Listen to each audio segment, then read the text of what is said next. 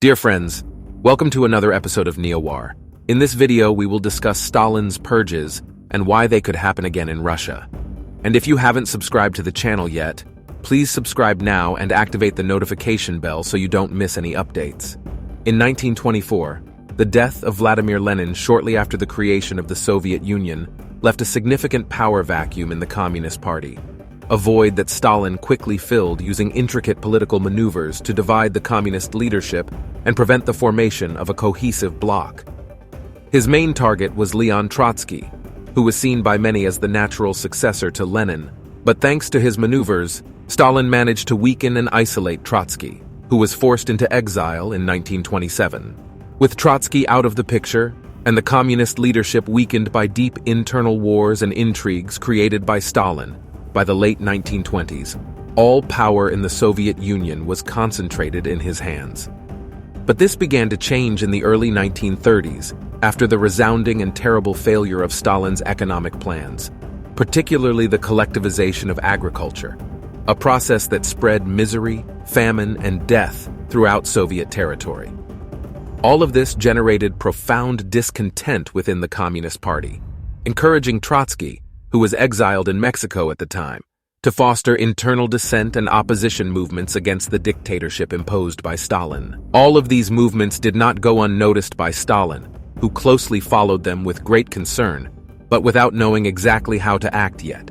This changed in December 1934, when his ally and personal friend Sergei Kirov was shot and killed. An internal investigation concluded that Kirov's assassination was the first step of a coordinated action by the Soviet Communist opposition aiming to overthrow Stalin. That investigation fueled Stalin's already well-known paranoia, and in 1935, he began seeing opponents on all sides, with his paranoia spiraling out of control. In 1936, when Trotsky launched a campaign to weaken Stalin's authority over international communism, fearing the loss of his influence in the Communist Party and, above all, fearing Trotsky's triumphant return to take his place, Stalin assigned the NKVD the mission to arrest, interrogate, judge, and, of course, execute anyone seen as an opponent or potential opponent to the Stalinist dictatorship. This process, known by various names such as the Great Purges, initially focused on the old Bolshevik Guard, a group formed by Stalin's former comrades in arms, but seen by him as potential supporters of Trotsky. In a short time, the purges expanded, reaching the regional leadership of the Communist Party and eventually reaching the Red Army. It is estimated that over 1 million people, perceived as opponents or potential opponents within the Soviet armed forces, were killed during the 2-year period between 1936 and 1938. 3 out of 5 marshals, 13 out of 15 Army Corps commanders, 8 out of 9 admirals, 50 out of 57 Army Corps commanders, and 154 out of 186 division commanders were purged. This broad term could refer to demotion, imprisonment in gulags, or depending on the alleged crime, summary execution. By the end of 1938, after so many deaths, imprisonments, and especially after such a display of strength and terror, Stalin was the absolute ruler of the Soviet Union. However, all those purges deeply affected the operational capacity of Soviet institutions, particularly the armed forces. The first evidence of this emerged in September 1939, when Stalin, at that time an ally of Hitler, invaded Poland and advanced against Finland in November of that year, initiating the Winter War. With so many Soviet officers purged, the few remaining ones were required to report every small step to the communist commissars, individuals with no military training but with total authority over officers, including generals. All of this resulted in heavy Soviet casualties against the Finns in the Winter War. Out of nearly 800,000 soldiers sent by Stalin to face 150,000 Finns, almost half, equivalent to nearly 400,000 Soviet soldiers, were killed or wounded in that war. The Soviet Union only defeated the Finns by threatening to send an additional contingent of 1 million soldiers and completely destroy the capital, Helsinki.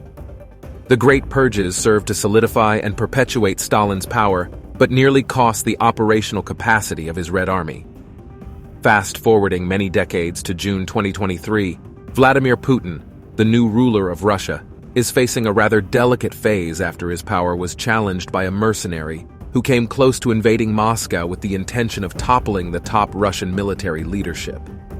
We do not know and will never know all the details of that armed rebellion, but for Prigozhin to have conquered and advanced so quickly through Russia, we can safely assume that he had the support or complicity of at least a part of the Russian army. For a country like Russia, it is a genuine patchwork of ethnicities, composed of dozens of ethnically and culturally distinct regions from Moscow, with some of them even attempting to break free from Moscow and seek their independence in the recent past. Any threat to central power is seen as a gigantic risk of the country's disintegration. Putin, himself a former KGB agent and an active element of the former Soviet regime, knows this better than anyone. And he, who was born, grew up, and was educated with the Soviet mentality, knows that his power cannot be challenged, especially by the military.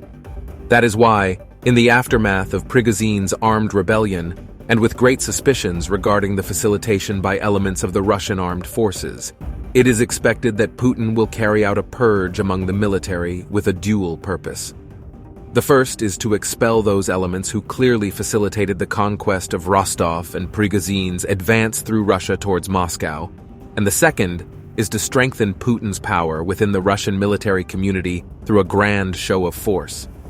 Of course, we do not expect a purge as intense and traumatic as Stalin's, but Putin knows that if he does not demonstrate strength and remove those whom he knows or suspects supported Prigozhin, his power will be challenged again in the future.